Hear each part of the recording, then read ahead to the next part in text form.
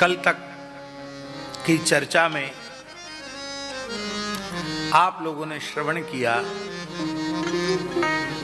कि परमहंस चक्र चूड़ामणि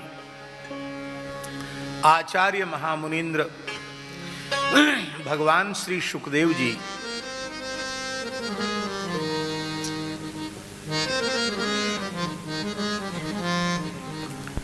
पधारे। राजर्षि श्री परीक्षित जी महाराज ने उनका पूजन किया, स्तवन किया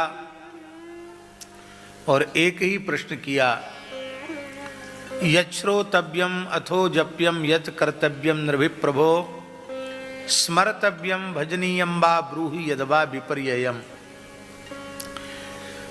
हे भगवान, जो नितराम म्रियमाण है उसे क्या करना चाहिए? जो मरणाभिमुख है, मृत्यु की ओर प्रतिपल प्रतिक्षण अग्रसर हो रहा है, उस व्यक्ति को क्या करना चाहिए? किसका श्रवण करना चाहिए? किसका जप करना चाहिए?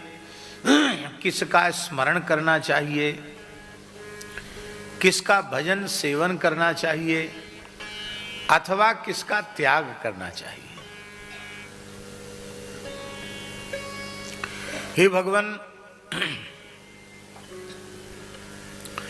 आप किसी भी गृहस्थ के द्वार पर प्रायः नहीं ही जाते हैं। क्यों नहीं जाते हैं? इसलिए नहीं जाते हैं क्योंकि आपको भिक्षा की भी अपेक्षा नहीं है। बड़े बड़े विरक्त महात्मा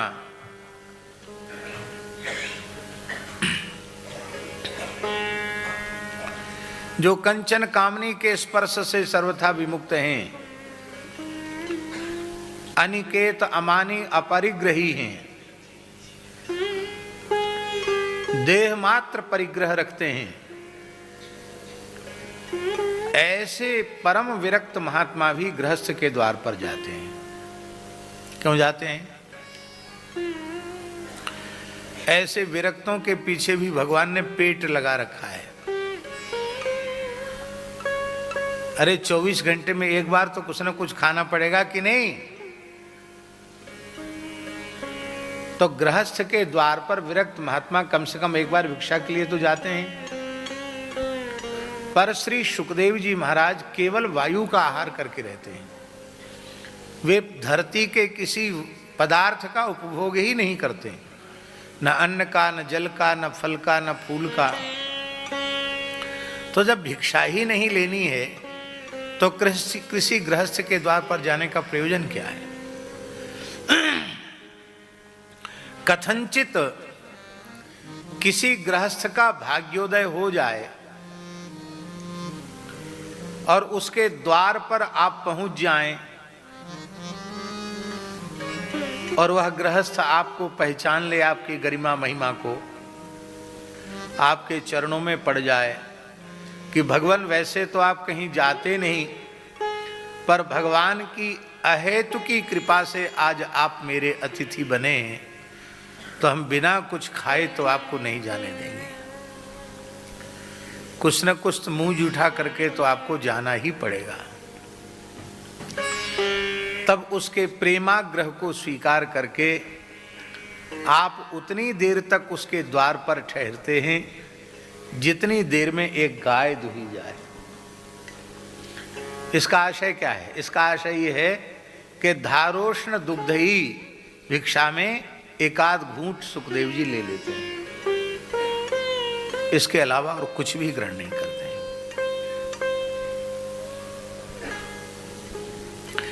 इससे एक संदेश और है कि शुकदेव जी जैसे दुर्लभ संत उसी के अतिथि होते हैं जिसके घर पर वेद लक्षणा भारतीय देसी गाय बंधी हुई होती है। जो गोपालक नहीं होगा, गो सेवक नहीं होगा, गो उपासक, गो भक्त नहीं होगा, उसके द्वार पर सुखदेव जी अतिथि नहीं बनेंगे। और इससे केवल संकेत नहीं है, हमने प्रत्यक्ष देखा है। हमारे पूज्य गुरुदेव अनंत श्री समलंकृत योगीराज परम तपस्वी परम सिद्ध संत श्री पहाड़ी बाबा जी महाराज लगभग 130 वर्ष की आयु तक वे विराजमान रहे। कितने वर्ष की आयु तक? और उस समय भी वो गर्जना करते थे, ललकार करते थे तो अच्छे पहलवान के कपड़े खराब हो जाएं, इतना सिंह जैसी गर्जना थी उनकी। आहार कितना सूक्ष्म था, दिन में 1-1.5 छटाक साग मंदिर में जो भोग लगा है, और शाम को 1.5 पाव दूध, बस यही उनका आहार था। वर्षों तक यही आहार रहा। ये जो नासिक कुंभ आएगा, इसके 3 कुंभ पहले की बात है। माने अब जो नासिक कुंभ आएगा ये हमारा चौथा नासिक का कुंभ होगा। तो उस कुंभ में, माने इस कुंभ को लेकर 48 साल पुरानी बात हो जाएगी। तो उस कुंभ में हम महाराज जी के साथ गए। तो महाराज जी बोले कि ये तपोवन है, राम जी ने तप किया था, इसलिए यहां हम फलाहार नहीं लेंगे, केवल गोदावरी के जल पर रहेंगे। 10 दिन तक केवल गोदावरी के जल पर रहे और अपने छत्ता में आकर विराज गए। तो बस बहुत कम, थोड़ी देर के लिए बस एक बार स्नान करने जाते थे, तब उठते थे, बाकी एक आसन से बैठे रहते थे। एक बार मैंने सावधान होकर गिनती की कि कितने घंटे महाराज जी बैठते हैं, तो 22 घंटे एक आसन पर बैठे हुए हमने उनको देखा। 2 घंटे के लिए तो हम एकदम बेहोश जैसे हो गए, सो गए, पर हम सो के जगह तो देखा महाराज जी वैसे ही बैठे। इसका मतलब है वो 10 दिन तक लेटे ही नहीं।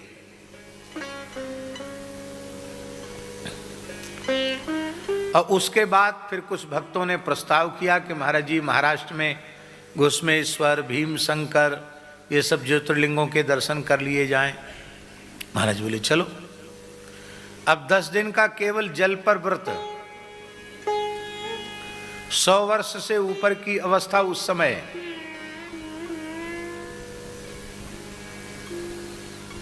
अब सबको बड़ी चिंता, महाराज जी के सामने बोलने की हिम्मत किसी की नहीं। महाराज जी कुछ तो लें आहार। तो हमसे लोगों ने कहा महाराज जी आप कहिए। हमने महाराज जी को प्रार्थना की, महाराज जी सबके मन में बहुत कष्ट है, आप कुछ भी नहीं ले रहे हैं, कुछ तो लीजिए। तो बोले तुम कहते हो तो ले लेंगे। क्या लेंगे? बोले कहीं बढ़िया देसी गैया मिल जाए और उसका सामने कढ़ा हुआ धारोष्ण दुग्ध मिल जाए तो 2-4 घूंट लेकर अपना व्रत खोल देंगे। अब कार से हम लोग चल रहे हैं तो हमारी नजर केवल सड़क के दोनों ओर कहीं देसी गैया मिले, देसी गैया मिले। ये अजंता एलोरा क्षेत्र की बात है।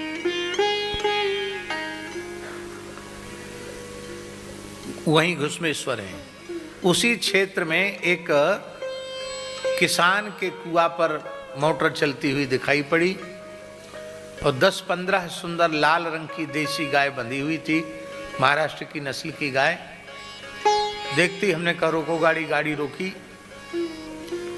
महाराज जी अपने आप गाड़ी से उतर करके भीतर पहुंच गए।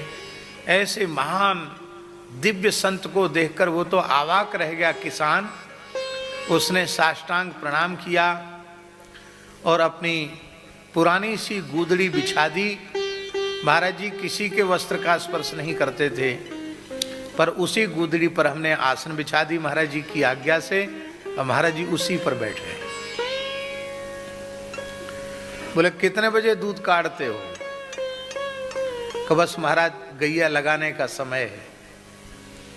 तो कुआं के जल से हाथ पैर धोए, मस्तक धोया, मुख धोया महाराज जी ने, आराम से बैठ गए।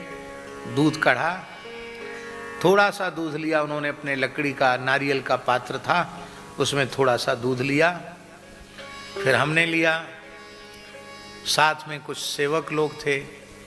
तो महाराज जी बोले, देखो तुम लोग गृहस्थी हो, मुफ्त में दूध पियोगे ना तो आंत फाड़ के निकल जाएगा, इसलिए किसान की सेवा करो, सेवा करो। सेठों से कहा कि तुम मुफ्त में मत पीना, हम तो बाबा जी, हम लोग तो भिक्षा से गुजारा करते हैं। सब ने उसकी कुछ भेंट की, बहुत संकोच में पड़ गया। बोले नहीं नहीं, गौ सेवा में लगा देना। फिर अपनी झोली में हाथ डाला, जितना पैसा निकला गिने मुने देखे बिना सब दे लो, गौ सेवा में लगा देना। रोने लग गया वो व्यक्ति बुढ़ा, महाराज हम कैसे लें? अरे बोले नहीं, गैया की सेवा में लगाना और तुम्हारी जहां इच्छा हो वहां लगाना। लगभग पौन घंटे महाराज जी वहां विराजे और चल पड़े।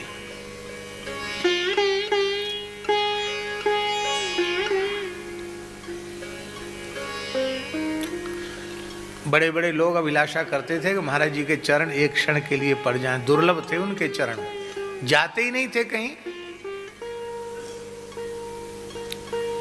और उस व्यक्ति ने कौन सी तपस्या की थी, कौन सी प्रार्थना करने गया कि आप हमारे यहां आकर विराजिए?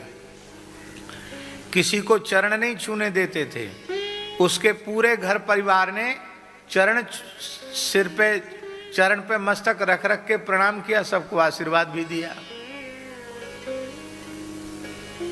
तो हमको समझ में आया कि यह केवल गौ माता की महिमा, जिसके कारण ऐसे महान सिद्ध संत उसके अतिथि बन गए। तो भगवान न लक्ष्यते यवस्थानम अपि गोदोहनं क्वचित, लेकिन हमें विश्वास है कि जब तक मेरे जीवन के क्षण शेष हैं तब तक आप त्याग कर मुझे नहीं जाएंगे, मेरे ऊपर कृपा करके मुझे सत्संग प्रदान करेंगे, ये आशय है। भले ही आप गोदोहन तक ठहरते, पर आप ये नियम यहाँ नहीं रखेंगे, यहाँ तो मेरी अंतिम श्वास तक आप कृपा करेंगे। शुकदेव जी बड़े प्रसन्न हुए। श्री शुक उवाच बरीया नेशते प्रश्नः कृतो लोकहितं नृप आत्मवित् सम्मतः पुंसां श्रोतव्यादिषु यः परः। हे राजन, आपका यह प्रश्न बहुत श्रेष्ठ है। इस प्रश्न में सारे संसार का हित समाया हुआ है। बहुत ध्यान से सुने। परीक्षित जी का प्रश्न क्या है? मरने वाले को क्या करना चाहिए? ऐसा कोई संसार में है जो जीने वाला हो? सब मरने वाले हैं। जो भी पैदा हुआ है वो मरने के लिए ही पैदा हुआ है, सब मरने वाले। इसलिए यह प्रश्न केवल परीक्षित का प्रश्न नहीं है, ये प्रश्न प्रत्येक शरीरधारी का प्रश्न है, क्योंकि सभी मरने वाले हैं और मरने वाले को क्या करना चाहिए। आपके कल्याण में संदेह नहीं है। आपने यह प्रश्न अपने लिए नहीं किया है। एक तो आप भक्तों के वंश में प्रकट हुए हैं, इसलिए आपका कल्याण तो सहज ही है। फिर आप श्री कृष्ण भक्त हैं, आपके कल्याण में संदेह नहीं है। आपकी माता उत्तरा कृष्ण भक्ता हैं।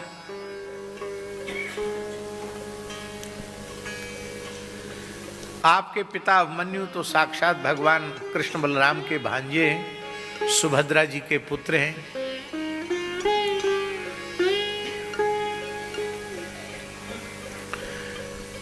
आपने तो गर्भ में ही भगवान का दर्शन कर लिया।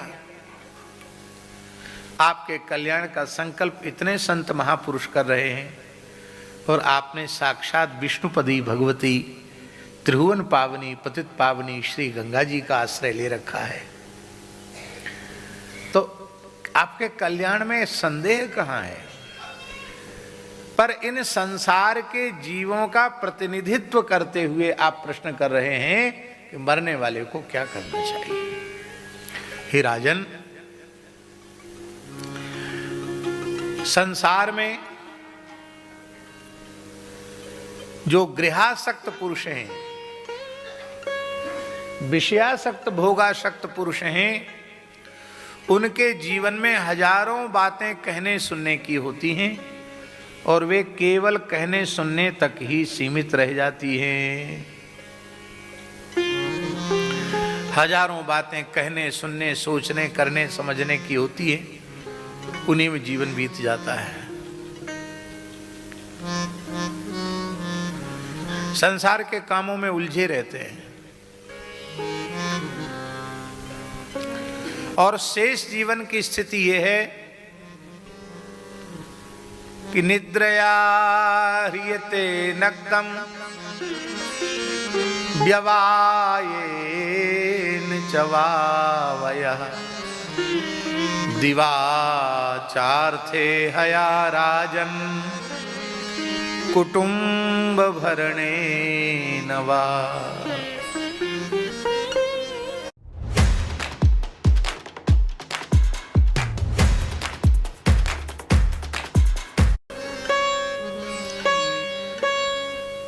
रात्रि का समय बहुत अमूल्य होता है। उस रात्रि के संपूर्ण समय की चोरी निद्रा देवी कर लेती है। निद्रया ह्रियते नक्तम, नक्तम निद्रया ह्रियते, निद्रा के द्वारा रात्रि के काल की चोरी कर ली जाती है। सोते सोते रात व्यतीत हो जाती है और लोग क्या कहते हैं, रात्रि को 9-10 बजे सो गए और सवेरे 6-7 बजे उठे और फिर कहते अरे आज तो बहुत जल्दी सवेरा हो गया। अरे भले आदमी, सवेरा जल्दी हो गया। रात के समय पर रात हुई, सवेरे के समय पर सवेरा हुआ। 1 मिनट घटती बढ़ती नहीं है काल की सीमा। तुम इतने प्रमादी हो चुके हो कि 7-8 घंटे तक मुर्दे के जैसे बिस्तर पर पड़े रहने पर भी तुम्हारा आलस्य प्रमाद तंद्रा दूर नहीं हुई और तुम कहते हो कि आज तो बहुत जल्दी सवेरा हो गया।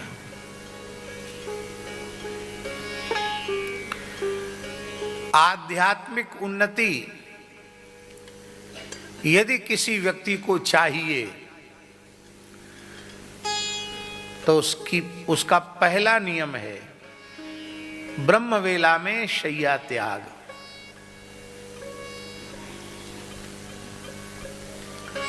आध्यात्मिक उन्नति चाहिए तो कम से कम 4 बजे तो हर हालत में बिस्तर छोड़ दो, आसन छोड़ दो, स्नान आदि में चले जाओ। और आगे सुनो, भौतिक सुख समृद्धि भी चाहिए तो भी 4 बजे उठना सीखो। दैवी संपद विमोक्षाय निबंधाया सुरीमता। दैवी संपत्ति की प्राप्ति के लिए आपको ब्रह्म वेला में जगना पड़ेगा। आप लोग कहेंगे कि हमने तो दिन चढ़े तक सोने वाले, 9-10 बजे तक सोने वाले लोग भी धनी मानी देखे हैं। वो धनी मानी हैं अवश्य, इसमें कोई संदेह नहीं है, पर वे आसुरी संपत्ति वाले हैं। क्या आप भी आसुरी संपत्ति वाले बनना चाहते हैं? इसलिए मनुष्य अपने जीवन में यदि अभ्युदय चाहता हो, उन्नति चाहता हो, तो ठीक 4 बजे उठना आसन से आरंभ कर दे।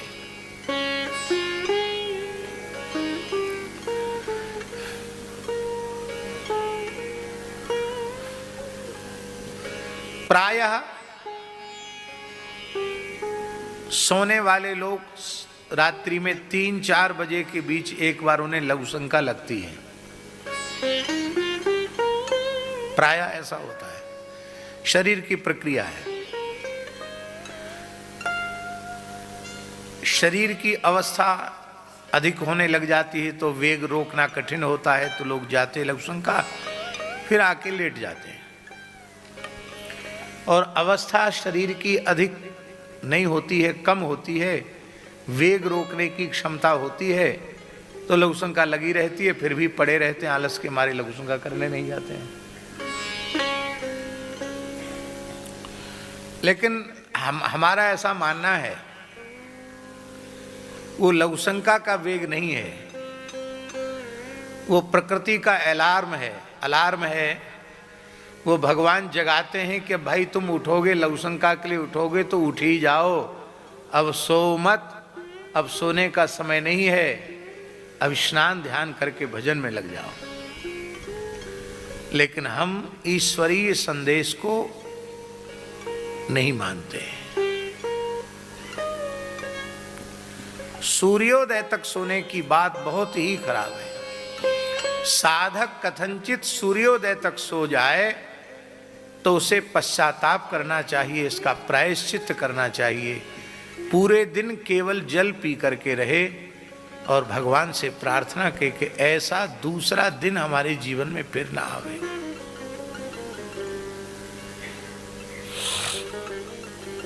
पहले हमारा कुछ समय तक ऐसा नियम था, हमारे निकट वालों में यदि कोई सूर्योदय तक सो गया तो हम उसके कारण भी दिन भर जल पर रहते थे।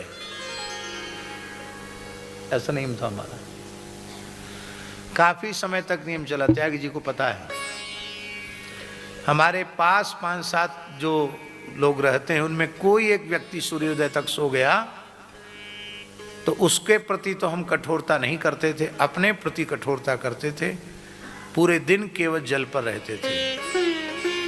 इस नियम को पूज्य पथमेड़ा महाराज जी ने हठ पूर्वक छुड़वाया। बोले आप अपने प्रवचन मंच से सिद्धांत की, कल्याण की जो बात कहनी चाहिए वो सब कुछ कह देते हैं। अब कोई माने तो न माने तो उसका प्रभाव आपके चित्त पर नहीं पड़ना चाहिए।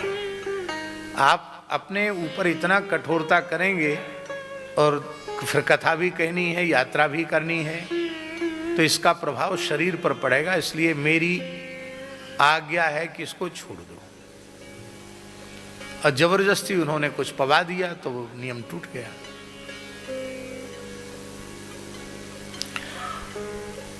कितने दुख की बात है, मनुष्य के पास भगवत स्मरण के लिए समय ही नहीं है।